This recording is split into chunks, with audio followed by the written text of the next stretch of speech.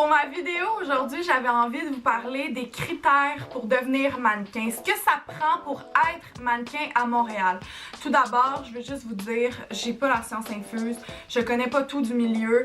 Puis les critères que je vais vous donner, ça veut pas dire que c'est ceux-là précisément, puis qu'il y a rien d'autre, puis qu'il y a aucune flexibilité. Il y en a beaucoup de flexibilité à Montréal. Tu peux être mannequin même si tu réponds pas à ces critères-là.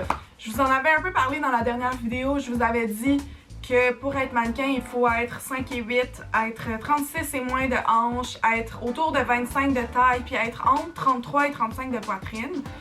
Mais là, on va aller plus profond dans les critères réels, puis dans ce que ça prend pour de vrai, pour être mannequin, autre que juste répondre à ces critères. Pourquoi il faut avoir ces critères-là? C'est parce que les échantillons de vêtements des compagnies sont faits selon ce moule, selon ces mensurations-là. Ça évite aux compagnies de surproduire, de produire plein de vêtements qui vont servir à rien finalement, parce que les échantillons, ça sert à voir ce que le vêtement va avoir l'air lorsqu'on va le vendre. Puis généralement, c'est avec les échantillons que les mannequins shootent leur publicité, etc. Sinon, il faut être photogénique ou vidéogénique.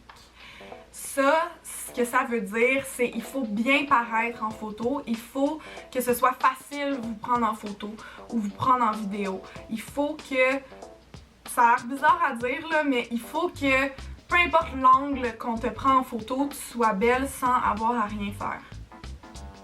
C'est un peu bizarre à dire comme ça, mais c'est sûr que c'est pas tous les angles qu'on est beau, mais dans le sens que ça soit facile et rapide de te prendre en photo puis que tu paraisses bien rapidement sur une photo. C'est ça, photogénique.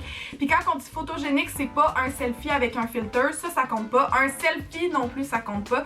Photogénie, c'est quand quelqu'un d'autre de l'extérieur te prend en photo sans filtre, sans rien, puis que tu parais bien. C'est ça, être photogénique.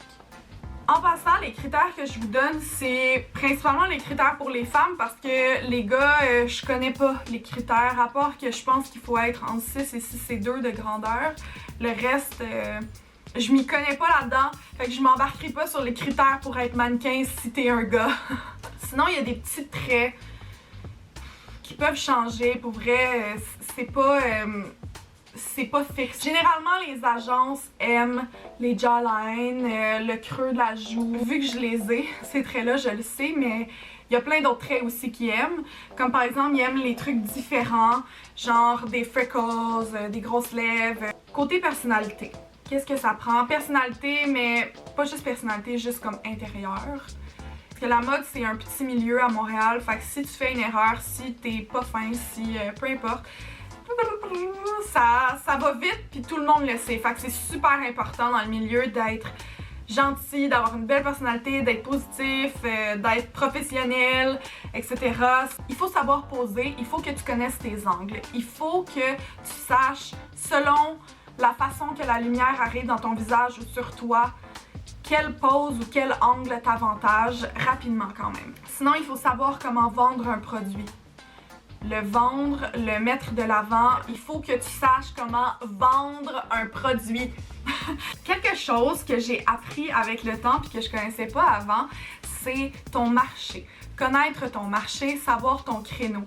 Parce qu'il y a différents créneaux dans le monde du mannequinat. Par exemple, il y a le high fashion, le fitness, il y a bikini maillot, il y a commercial, il y en a probablement plein d'autres. Tu dois savoir le marché dans lequel tu te trouves puis que ton look physique se trouve. Comme moi par exemple, je suis une mannequin commerciale puis je ne ferai jamais de high fashion parce que je n'ai pas le look pour faire du high fashion.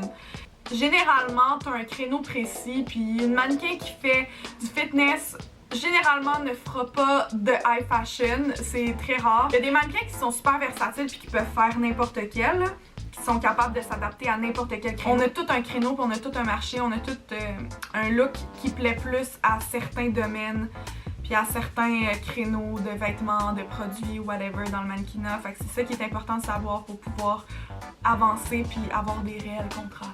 Voilà. Si je viens d'énumérer tous ces critères et que toi tu te dis « Ben mon Dieu, j'ai les critères, j'ai tout ça, je peux tout faire ça », bien, comment on fait après pour devenir mannequin? Comment on fait pour être mannequin à Montréal? Mais ça va être dans une prochaine vidéo.